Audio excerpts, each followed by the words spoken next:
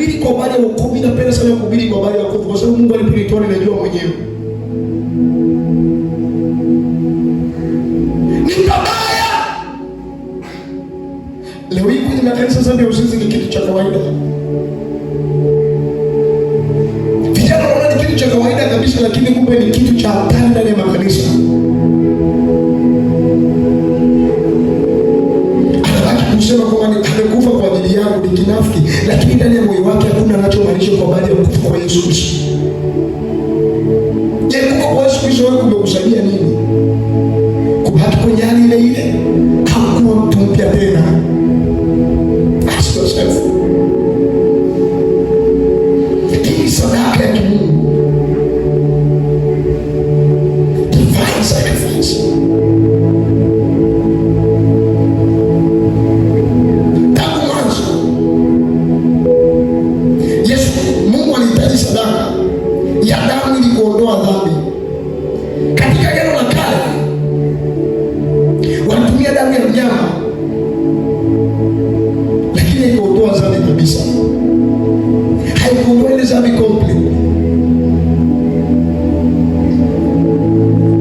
Ninaweza ukawa unatenda dhambi lakini dhambi yako ni ya kudumu, wala haina haja ya kuondoka ndani yako.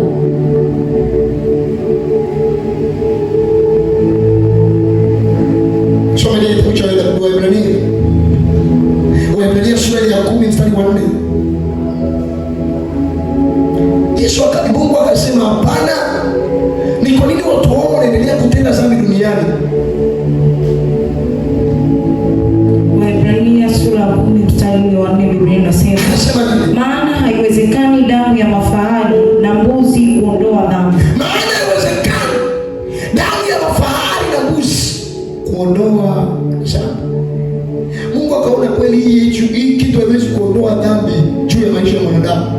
Je, ni damu gani iwezaye kuondoa dhambi kwenye maisha? Ikafuta dhambi juu ya ulimwengu na juu ya mataifa. Maandiko yanasema ikikali ukiwa mbinguni, Mungu akauliza ni mtume nani duniani? Waebrania 9 mstari wa 12.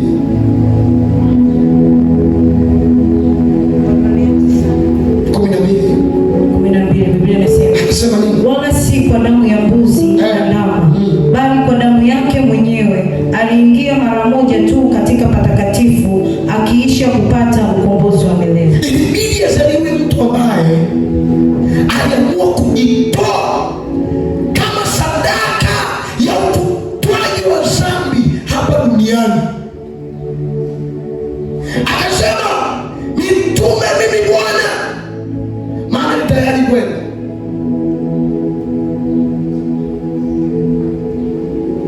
Akashuka duniani.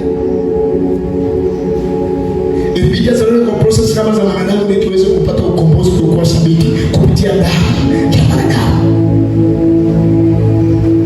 Akazaliwa kama ulivyozaliwa, akaishi kama tulivyoishi. Maandiko yanasema akaanza kufundisha watu wakuu tangu ingali mdogo. Mpaka watu wanashangaa, yawezekanaje mtoto mdogo kama huyu kutenda mambo makubwa kama haya?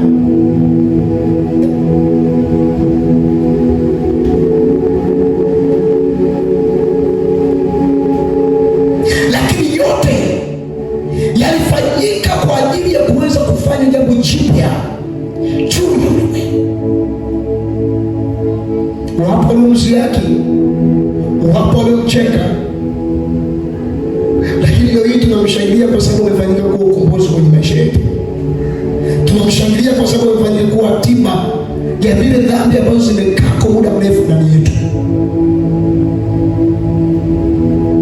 Akasulubiwa, akafa, akazikwa, akafufuka.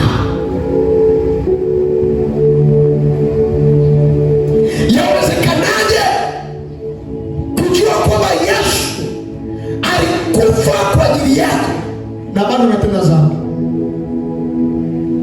Yawezekanaje damu iliyomwagika iliyo ya thamani,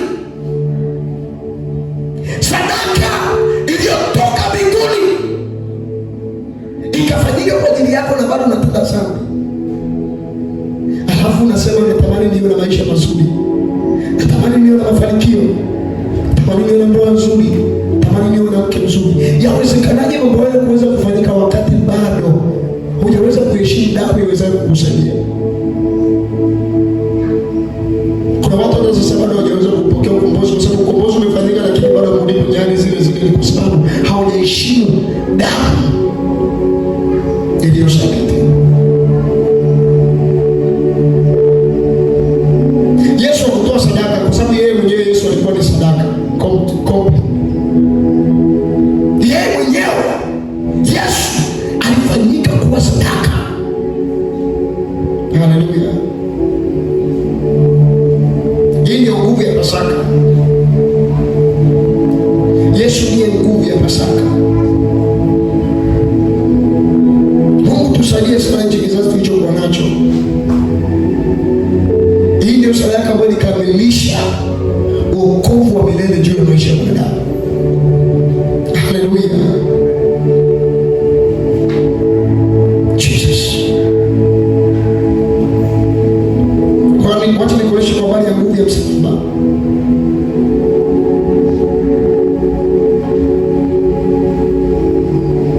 Jua tu msalaba haukuwa mwisho. Ile ilikuwa ni sehemu ya ushindi mkubwa kiroho. Kilichokuwa kinadidi hapa sio sana sana kwenye ulimwengu wa kimwili, bali kilichokuwa kinadidiwa hapa ni ulimwengu wa kiroho zaidi kuliko ulimwengu wa kimwili. Kwa sababu kabla hajaweza kuzaliwa aliweza kutabiriwa, kinesema akasema atazaliwa mtoto mwanaume, jina lake ataitwa Emmanuel, atakuja kufa kwa ajili ya ulimwengu. Nabii Isaya anazungumza kwenye Isaya 9, anasema atazaliwa mtoto mwanamume, jina lake ataitwa Emmanuel. Alitambulika kabla hajaweza kujitambua yeye mwenyewe. Mtume alikufa kwa ajili ya ulimwengu tuliokuwa nao sasa, ambao watu kuuana ni kitu cha kawaida. Last week nilisoma pale nikasema ninaona vitu vikaongezeka sana kwenye nchi ya Tanzania. I don't know kama unakumbuka hicho kitu. Kitu kinachoendelea kwenye mitandao ya kijamii, sasa watu wanauana kama wanyama. Mwanadamu wenzake Yesu anakaribia kwenda kufa kwa ajili ya ulimwengu. Ni kawaida mtu kumpiga mwenzake panga na kichwa, ni kitu cha kawaida sana. Damu ya mwanadamu ni damu ambayo inadumu milele hata milele, kama utaweza kumsuru mwanadamu sana. Yote anayosema ni manabii wameweza kuzungumza, lakini watu wanazungumza manabii wa Tanzania wote ni waongo, tu ni wapigaji. Hatuna muda. We don't have that.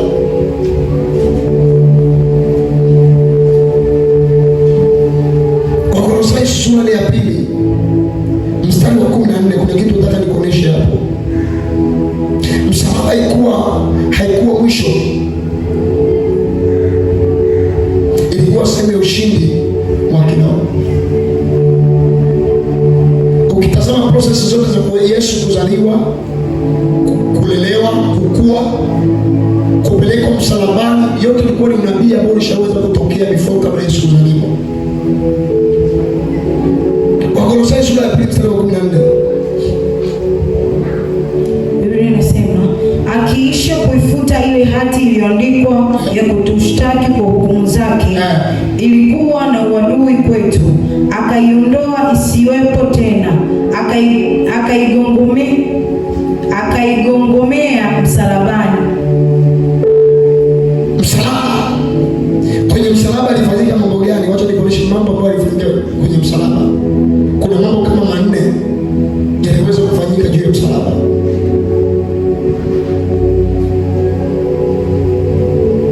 Baada ya Yesu kutiwa pale msalabani, kilifanyika juu ya msalaba.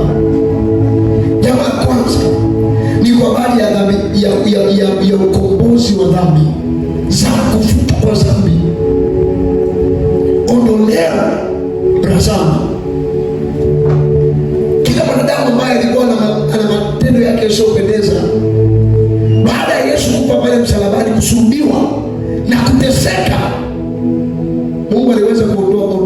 dhambi juu ya mwanadamu. Hicho ni kitu cha kwanza. Lakini kitu cha pili, hukumu yako iliweza kuondolewa. Hukumu iliweza kuondolewa pale msalabani. Hukumu ile ya ndani iliweza kuondolewa pale msalabani. Tatu, laana zako zilivunjwa. Laana za mizimu ya kwenu zilivunjwa.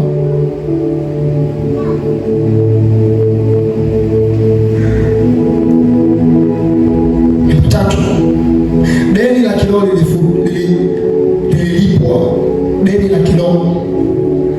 la kiroho lililipwa. Soma kile kitabu cha Isaya sura ya 53 mstari ule wa 5. Isaya 53 mstari wa 5. Kimbia pale haraka. Mstari ni wachelewesha watu kwenda kula pilau. Mstari wa 5.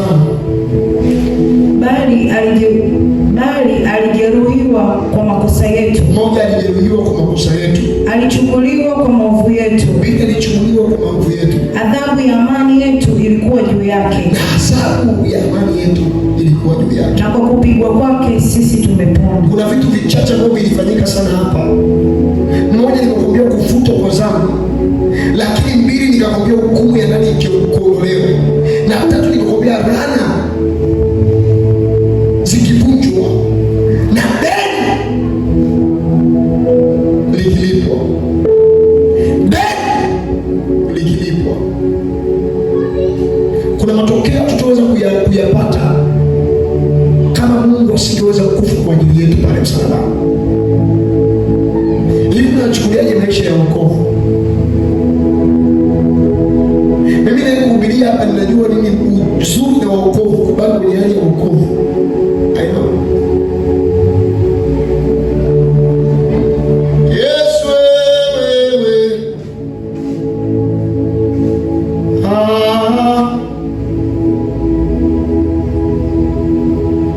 Hivi unatambua kwamba msalaba ulikuwa ni neno la kubadilisha maisha ya kiroho na ya kimwili?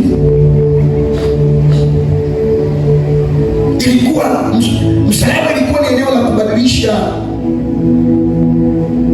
maisha ya kiroho na ya kimwili. Yeye kwa maskini, baada ya Yesu kufa msalabani, ulimfanya awe tajiri wa kiroho na wa kimwili pia. Yeye alikuwa na huzuni, alipewa furaha mpya.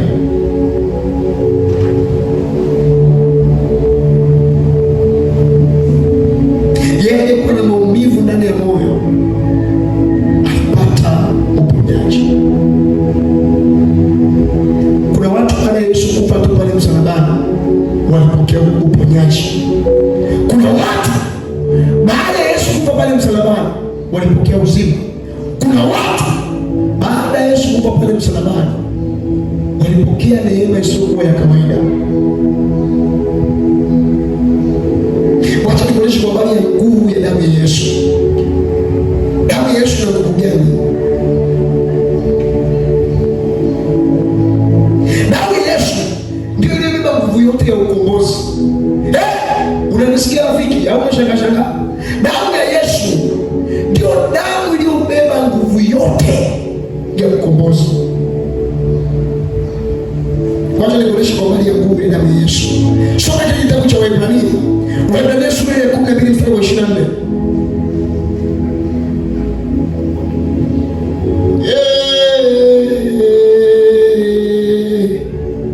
Waebrania 12 mstari wa 24, Biblia anasema nini? Na Yesu mjumbe wa agano jipya, na damu ya kunyunyizwa inenayo mema kuliko ile ya Habili. Na damu ya kunyunyizwa inenayo mema kuliko ile ya Habili. Damu ya Yesu ilifanya mambo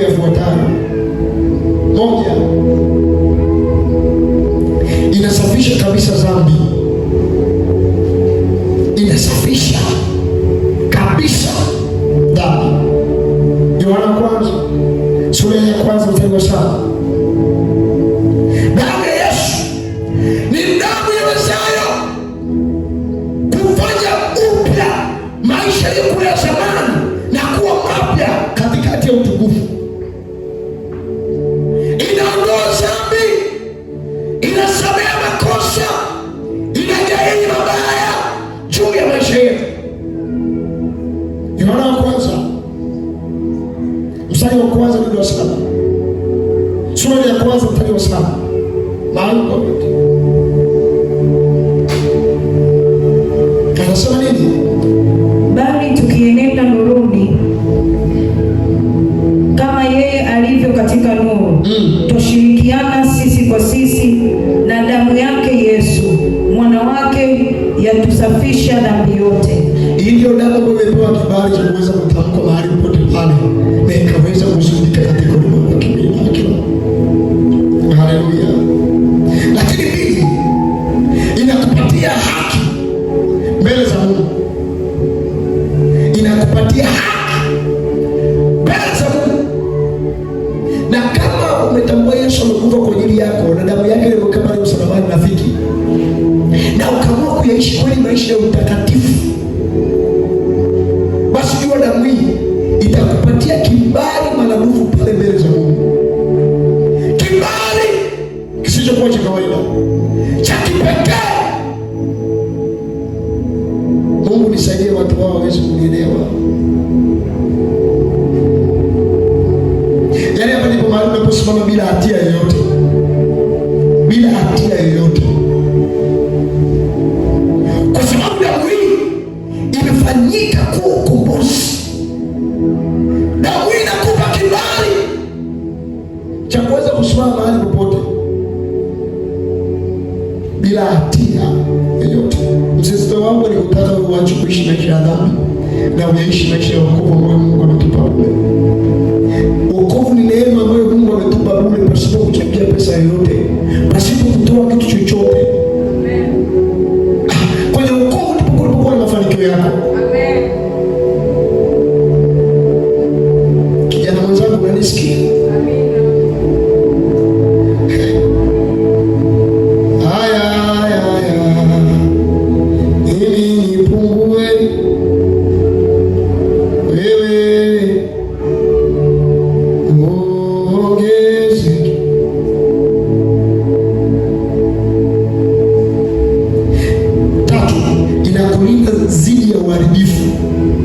Inakulinda zidi ya uharibifu. Hapa ndipo mahali ambako adui anataka kurudisha kule mahali ulipokuwa upo. Damu inasimama inakulinda tena, inakuondoa kule mahali ambako ulikuwepo, inakufanya uishi kwenye hali ya upya na utakatifu. Haleluya. Sijui kama unanisikia mtu wa Mungu. Hapa ndipo mahali ambapo inakuepusha mbali na mauti. Kufa kwako ulikufanya kuwe hai tena. Kufa kwako utufanye tuwe hai tena. Na sasa afya, nguvu, uwezo, yote yalifanyika kwa ajili ya nguvu ya msalaba. Hakuna msalaba kama hakuna Yesu. Hakuna msalaba kama hakuna Yuda. Lakini nne inasema inafuta laana zote. Utaenda kusoma nyumbani kile kitabu cha Wagalatia. Wagalatia sura ya 3 mstari wa 13.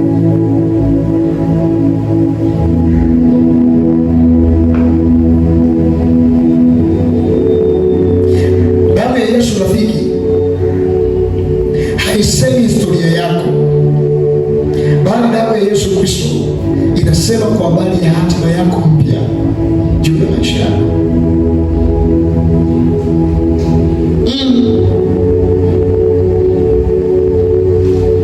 Nguvu ya ufufuo. Hapa ndipo mahali ambapo siri ya Pasaka ilipo. Nguvu ya ufufuo.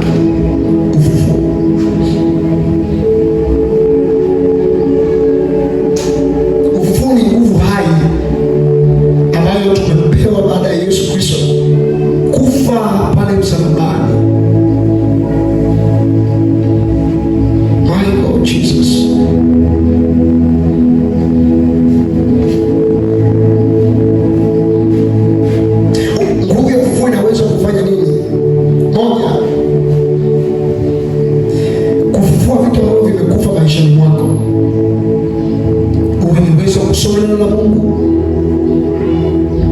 kuomba,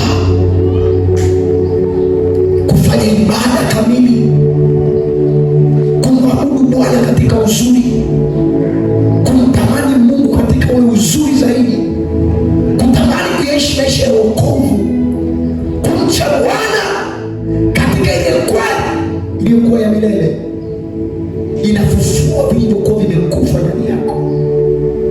Kile kipawa cha ibada kama kilikuwa kimekufa, Bwana anakiamsha tena. Ile neema ya uombaji kama ilikuwa imekufa ndani yako, inaamka tena. Ile neema ya kufundisha watu neno la Mungu na wakalielewa, kama ilikuwa imekufa ndani yako, inaamka tena. Kama ni ile hali ya kufunga na kuomba ilikuwa imepotea ndani, akorima stopala katalia, Bwana anarejesha tena ndani yako. Ni kwa sababu umeitambua nguvu ya ufufuo. Kuna watu wengi hata biashara yako imekufa, lakini nguvu ile inaweza kufufua hata biashara ambayo uko nayo. Haleluya!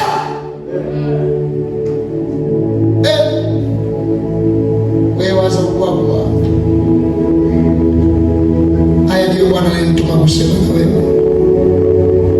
Lakini dini inakupatia mwanzo mpya. Nguvu ya ufufuo inakupatia mwanzo mpya. Kijana, sikia, nguvu ya ufufuo inakupatia mwanzo mpya. Kama ulikuwa una hali ya utendaji wa dhambi ndani yako, unashangaa umeacha dhambi. Kama ulikuwa ni mlevi, unashangaa umeacha ulevi. Kama ulikuwa ni mzinzi, unashangaa umeachana na uzinzi. Kwa sababu ya nini? Ufufuo unapofanyika ndani yako, kufanya kuanza upya. Jesus, ni sehemu gani ambayo inakuwa ni ngumu sana kwako wewe kuweza kutoka huko? Ni mahali gani ambapo panaleta ugumu ndani yako wewe kuweza kutoka huko? Makanisa tuliokuwa nao sasa hivi ni ngumu sana kuweza kuona vijana wakiwa wanaomba kwa userious. Makanisa tuliokuwa nao sasa hivi ni ngumu sana kuona kijana anaingia na Biblia kanisani. Na Yesu bado ni Bwana na ni Bwana wa majeshi. Na wanasema tunakutaka wewe, tunakutaka wewe. Ukimwona kijana anaingia kanisani na ameshika Biblia yake, ameshika Biblia hivi, akatembea njiani, Yesu ni Bwana, Yesu ni Bwana, aiseme umnunulie taswira mpya.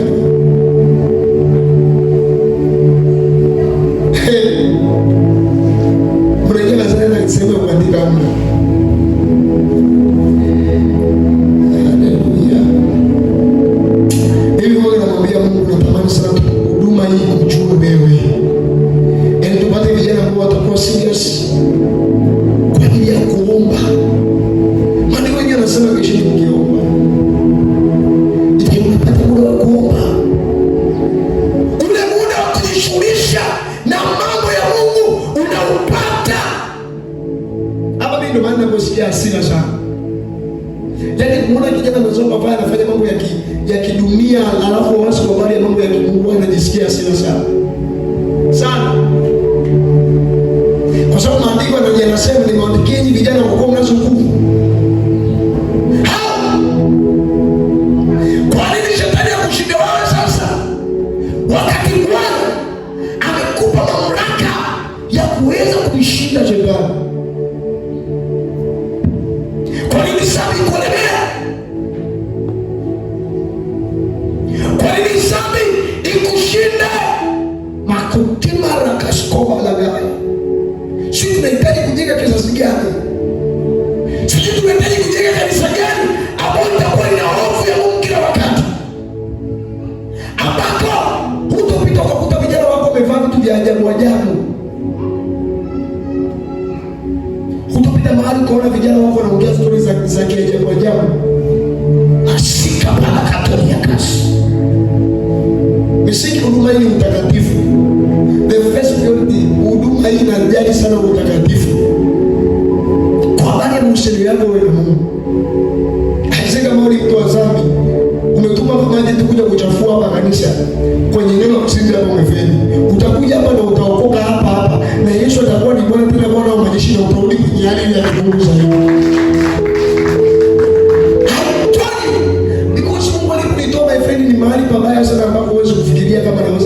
nimesimama hapa na nakuhubiria wewe. Ni kijana mdogo sana ambaye huwezi kufikia, lakini tumeamua kuacha vyote kwa ajili ya kumtumikia Mungu. Naumia sana. Bwana karibisha kizazi hiki ambacho tuko nacho sasa.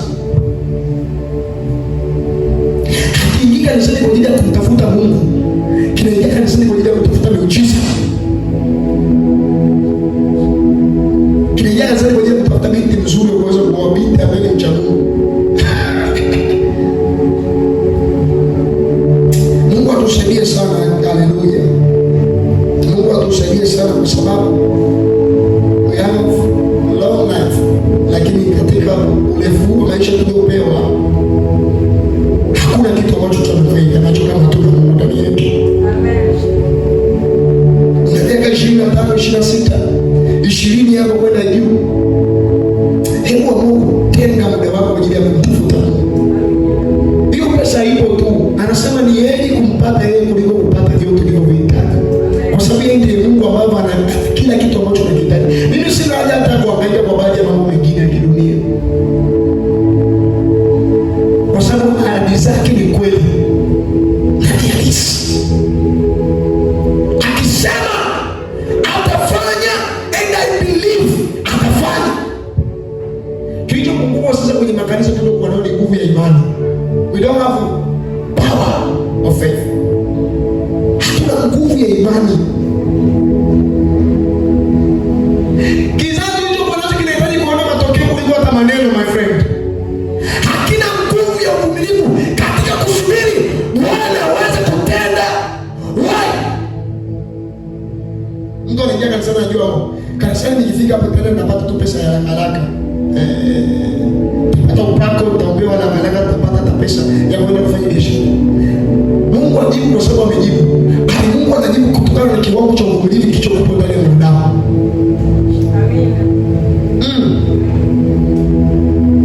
Kama wanafunzi wa Yesu wasingekuwa na uvumilivu, basi agano lisingeweza kutimia. Kama anaambiwa rudi nyuma shetani, anasema hapana, siwezi kurudi nyuma, mimi nakupenda wewe.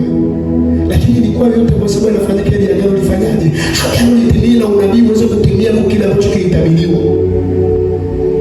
Yakobo atazaliwa, atasulubiwa, atateseka kwa ajili ya wenye dhambi. Mimi nampenda sana huyu Yesu. Amina. Kwa sababu anasumbukia maisha yangu. Kila anapotembea namtaja yeye. Yaani ninamwambia Mungu anipe kama niseme nitumie kirusi ambacho kirusi ni kirusi cha kiroho. Kilipite kikugusi, yaani kimguse kijana mmoja mmoja hatamani tu kumpenda Mungu. Yes, wazo chochote hatamani kumpenda Mungu, hatamani kumtafuta Mungu kila wakati. Hicho kirusi tumekiachia kwenye nchi ya Tanzania. Katika jina la Yesu, kitembee kwa damu ya Yesu. Kila mahali. Kila madhabahu yoyote. Kijana aliyekuwa kwenye madhabahu asione aibu kumsifu Mungu. Kijana aliyekuwa kwenye madhabahu asione aibu kumtakaza Yesu Kristo. Ukipita kila mahali usikie Yesu anaweza, Yesu anaponya. Kwenye nchi yetu Tanzania hayo mambo hayawezekani. Kuna juzi niliona tukio la ajabu limefanyika. Mtu yuko anahubiri Mungu anasema eti anapiga makelele. Nikaomba mimi ningeshindwa kwa kweli kuvumilia, ningeusha tangu.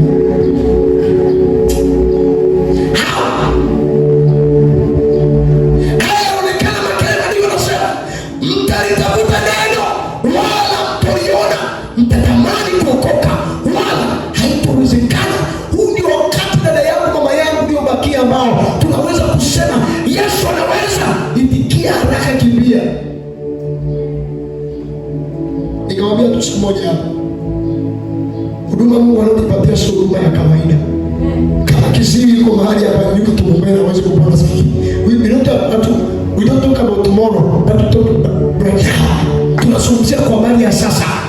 Not by tomorrow. Because we have authority. Kama vijana kuamua jambo litokee na litatokea kwa jina la Yesu Kristo. Kwa sababu mamlaka hayo tunayo na Bwana ametupatia. Acha tuache kuhubiri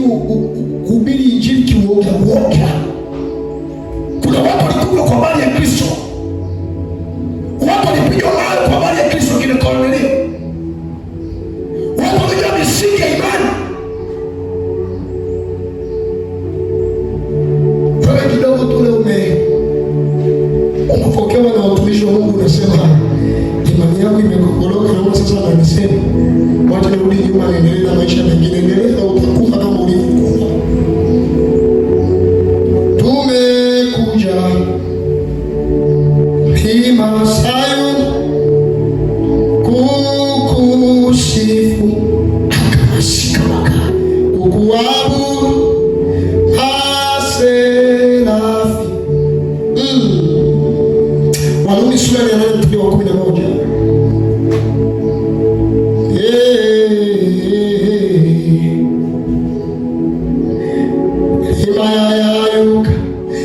Kijana mmoja mwenye imani, mwenye kiu ya kumtamani Mungu kila wakati, aseme Bwana, nakuhitaji wewe, ninakuamini wewe tu, ninakuamini wewe tu, ninakuamini wewe, ninakuamini wewe.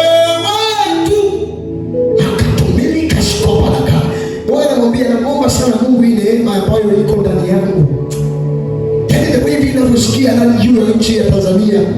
Waga namwambia Mungu, kile kizazi ambacho kilikuwa mwaka 1990, mwaka 1980, mwaka 1970 huko,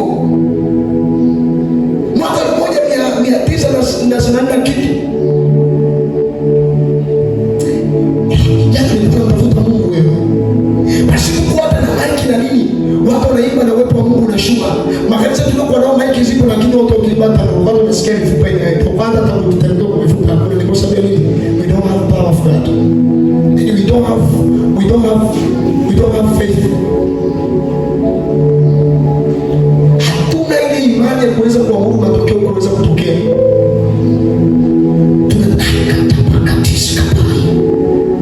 Bila Mungu hichi Mungu hichi kirusi kitembee.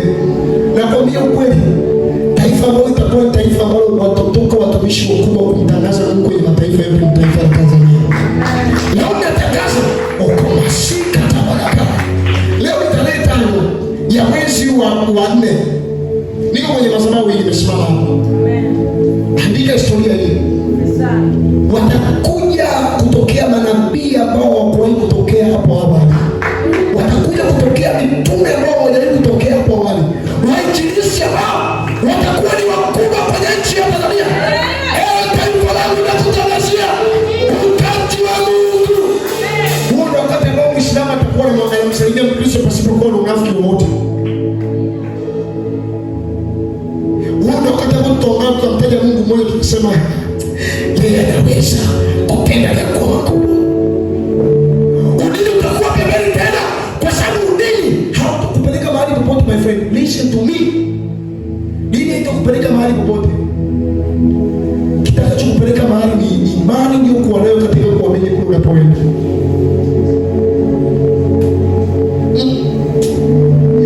Kisasi. Mimi naomba tuungane pamoja wapendwa. Tuombee nchi yetu ya Tanzania sana, kwa habari ya watu kumjua Mungu. Watu kumjua Mungu. So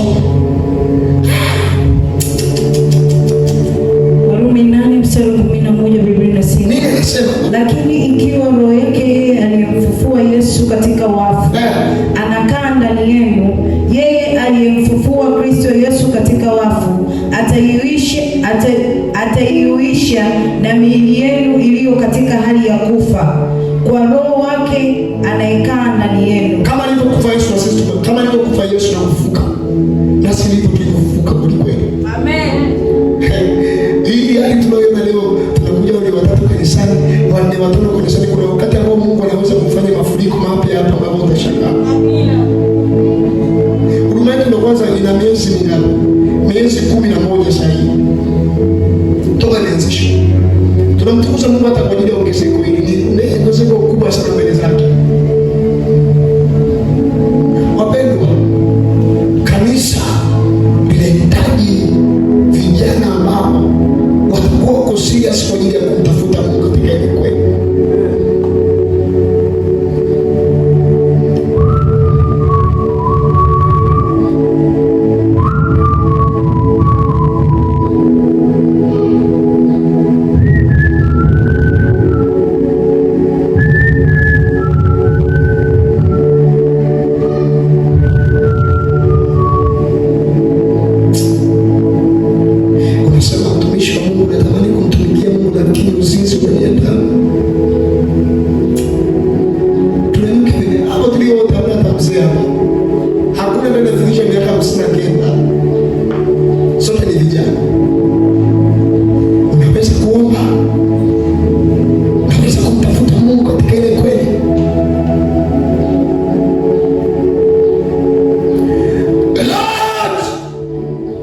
need you. Unapata muda wa kuomba pale nyumbani ukiwa umekaa.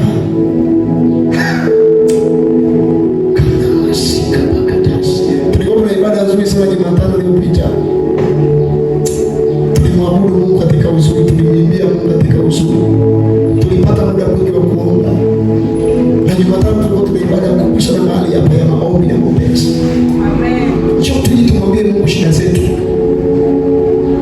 Na tunakaribia kwenda kuanza maombi yetu ya Penueli season 2 ambayo itakuwa inafanyika madhabahuni hapa. Lengo ni kukutana na Mungu uso kwa uso. Hiyo ndio wakati ambao tutamani kumuona Mungu kwa hisia. Nasikia uwepo wa Mungu umenigusa. Naanza kusikia uwepo wa Mungu umefika hapa. But we need to see the presence of God in face to face.